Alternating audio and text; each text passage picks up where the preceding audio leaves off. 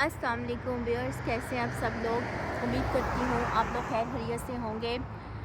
Viewers, आज मैं असल में वॉक कर रही थी, तो वॉक करते करते मेरे जहन में एक बात आई।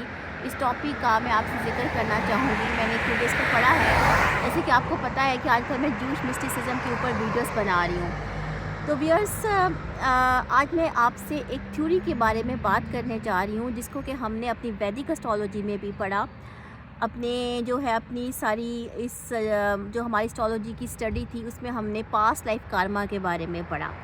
लेकिन चूंकि व्यूअर्स ये थ्योरी जो थी हमारे लिए बहुत कंट्रोवर्शियल थी, तो इसलिए हमने इसको आगे परसू नहीं किया। लेकिन आज मैं आपको बताने जा रही हूँ कि ये थ्योरी जो है, री इनकारनेशन थ्योरी, ये जूश मिस्टिसिज्म में भी है और कबाला के साथ रिलेटेड है।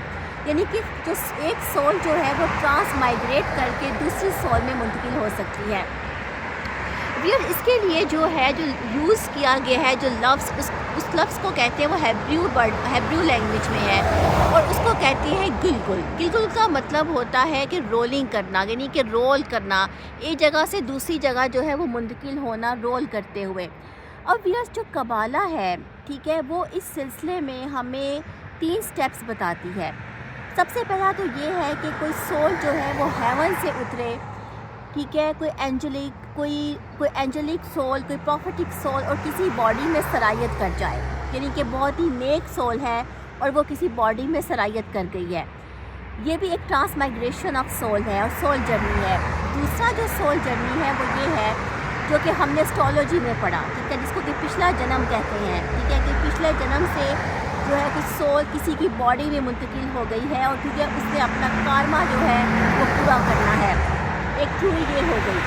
तीसरी चीज़ जो सबसे मुझे इंटरेस्टिंग लगी वो ये है कि कुछ सोल के अंदर गिल्ट है, किसी के अंदर कुछ गिल्ट है, किसी सोल में कोई गिल्ट है, कोई डेमनिक स्पिरिट है और वो अपने आप को क्लींस करना चाहती है, वो अपने आप को प्योरीफाई करना चाहती है और वो अपने आप को जो है वो प्योरीफाई करने के लिए किसी दूसरे जिस्म में मुंतकिल हो गई है, यानी ट्रांस माइग्रेट कर गई है।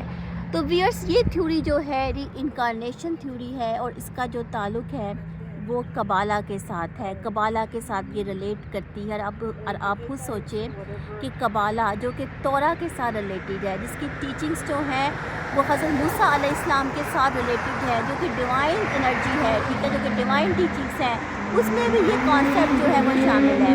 लेकिन हमारे यहाँ चूँकि ये बहुत कंट्रोवर्शियल है, पर ज़्यादा बात नहीं करते। मैंने सोचा कि चले आपको मैं ज़रा इसकी भी जानकारी दे दूँ चलते चलते। इंशाल्लाह मैं इस पर डिटेल में बात करूँगी, घर जाके इस पर डिटेल में वीडियो बनाऊँगी। अभी तो बस मैं वॉक करने निकली थी तो मैं थक गई, तो मैंने सोचा कि चलो थोड़ी देर ज़रा बैठ जाऊँ और आपके साथ कुछ बातचीत कर लूँ। बहुत शुक्रिया।